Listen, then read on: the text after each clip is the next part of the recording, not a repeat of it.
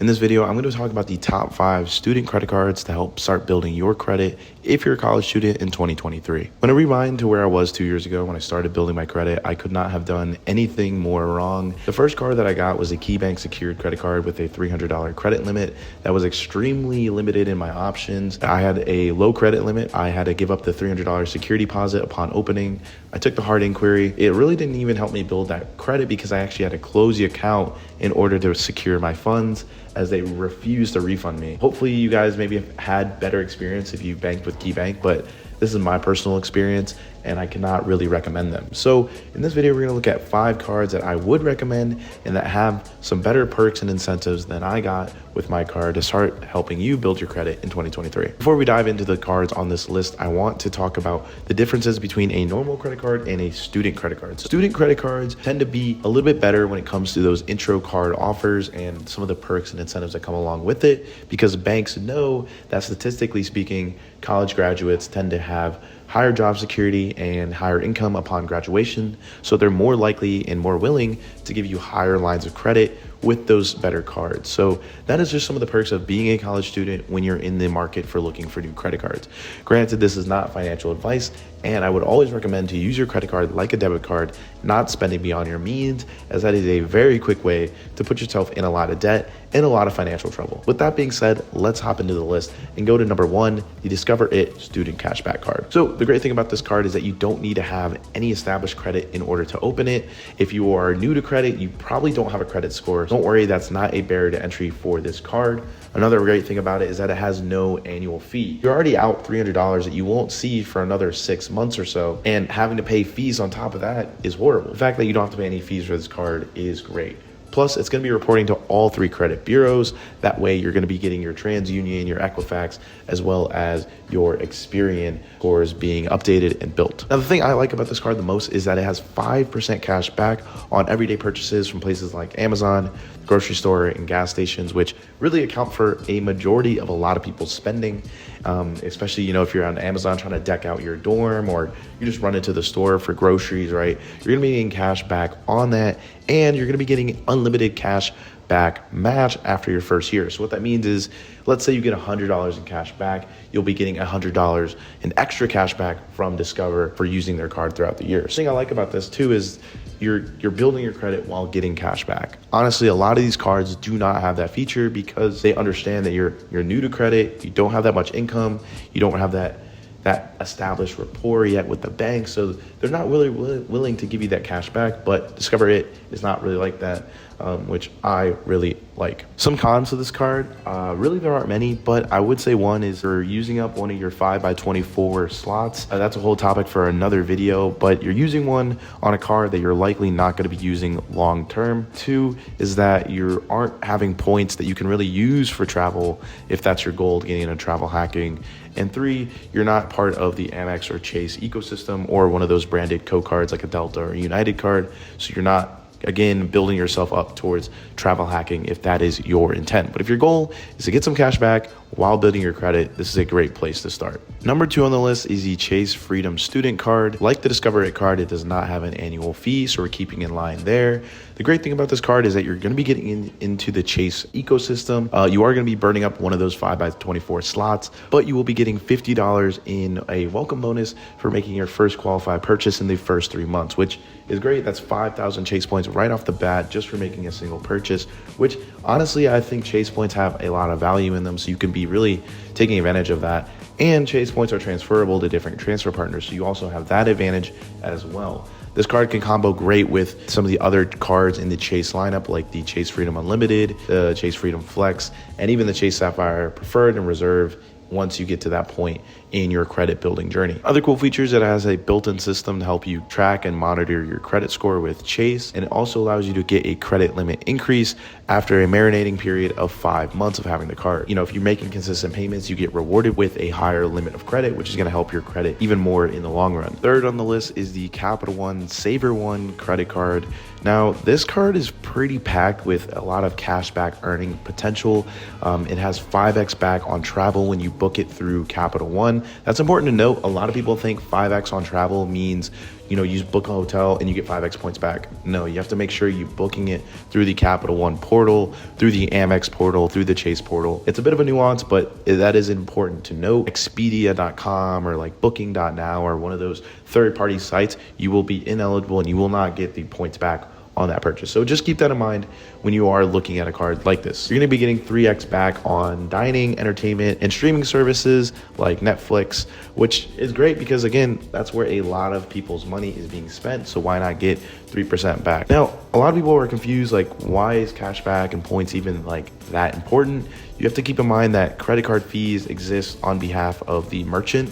So anytime you swipe your credit card, that business has to pay 3 to 5% on that purchase for the benefit and the convenience of allowing their customers to use your credit card. So if you earn 3% cash back, you're offsetting that 3% rise in cost that you're having to front by having the privilege of using a credit card, if that makes sense. Another good thing about this card is that it has a welcome bonus of $50 when you spend $100 in the first 3 months. So 50% of the money you spend in that first 3 months is going to get cash back refunded to you, which is a great way to, just incentivizing that card use in the first 3 months. Going to be having no annual fee on this card, a great thing to have, because if you're in the market building credit, having to pay an annual fee on a card that doesn't have a ton of perks built into it, that makes sense. I really like this card for the point earning potential, like 3x on entertainment, 5x on travel. It even has 8x back on Capital One entertainment, which is like concerts and sports, which again is not the most convenient thing in the world, again having to go through Capital One to do that, but again is just another way to earn cash back on your card that you wouldn't be able to do otherwise, while still building your credit with consistent and monthly payments. Number 4 on the list is the Discover It Student Chrome card. It's like the Discover It Student Cashback card. They're very similar. Really the big difference is the bonus earning categories that you're going to be getting for cashback. I wouldn't really suggest having both of these. I feel like they kind of serve the same niche. It's just looking at where you're going to be spending your money and choosing which one you're going to be getting more cash back from, and then choosing that one accordingly. As really, again, you have to look at this card as a stepping stone of building your credit onto bigger and better things down the line. This card's gonna be getting you 2x back at the gas station and restaurants. So if you spend a lot of money, say you're driving to and from work, or you work at, a restaurant, right? And you pay for food there. This could be a good card to have in your wallet. And then they're going to match that cash back after the first year, just like the student cashback card. So these two cards are essentially different sizes of the same coin, same company, a lot of the same perks in terms of the card features, just different bonus earning categories. I would say some of the drawbacks are just those categories, and using those points is not the most convenient. So that's something you have to factor into your consideration when you're looking at these type of cards. And last but not least, we're going to talk about the Chase Freedom Unlimited card. Now, this card is a bit different from all the other cards on this list because it needs somewhat of an established credit profile in order to get it. Usually they're looking for somewhere in like the 650 to 700 range, at least as a minimum, in order to get qualified for this card. But I think it still falls into the category of a starter beginner credit card because it doesn't have an annual fee and it doesn't have all these crazy perks built into it. But I would say it's one of the most used cards in my wallet personally because it's going to get me 1.5x back on everything regardless of the purchase. So I like to use it in categories that do not fall in any of the bonus categories. Like restaurants get bonus, travel gets bonus, whereas buying clothes really doesn't, unless you have a card for that specific store, but I'm not a fan of those. So things that fall outside of that normal bonus point earning category, I like to use this card as like a fill-in to get the catch-all for everything else that does not fit into any of those other categories. Now, the thing I like about this card the most was the fact that it gave me 20,000 Chase points when I spent $500 in the first 3 months, which is about $167 a month, which is totally doable on your own, or even just splitting a couple bills with friends when you go out to eat. If you drop $150 at the restaurant, boom, there's already a third of the welcome bonus almost right off the bat, and you can get reimbursed for that. So contrary to what you might think, this card actually is getting 5x back on travel when you book it through Chase, and it is getting you 3x back at restaurants, which is something that usually is only advertise on the higher tier credit cards like the Amex Platinum, but this card with no annual fee also has it. So it's a great place to start once you're looking to get into travel hacking.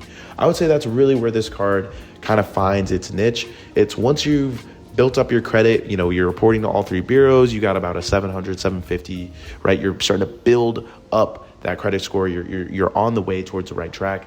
This is a great card to start looking into because you're going to start getting all the points and some of the higher point earning opportunities with some of those other bonus categories, which is going to help you when it comes to booking flights and hotels, as Chase has a ton of different transfer partners that you can work with. So that's it. That's my top 5 student credit cards for 2023. Number 1 being the Discover It Cashback card. Number 2, the Chase Freedom Student Card. Number 3 being the Capital One Savor Student Cash Card.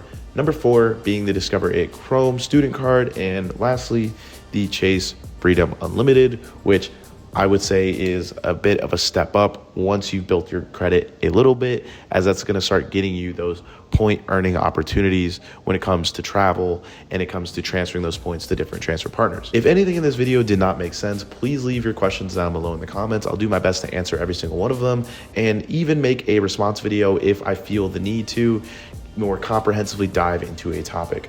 In a few weeks, I'm going to have an interview with Shawn Rife, who is the head of risk analysis at Experian. So me and him are going to have a deep dive. So I'd appreciate if you had any questions you want to ask him so we can get an expert opinion on the topic when it comes to anything credit or credit billing related. And links to all these cards will be down below in the description. I'll leave links with the reviews so you can read through some of the user reviews and really do your own due diligence to make the best decision for you, given your circumstances and your goals when it comes to building your credit and what you want to do with it in 2023. If you found this video helpful, I'd appreciate if you liked and subscribed, share with a friend who's also trying to build their credit so that way we can all get moving in the right direction in 2023.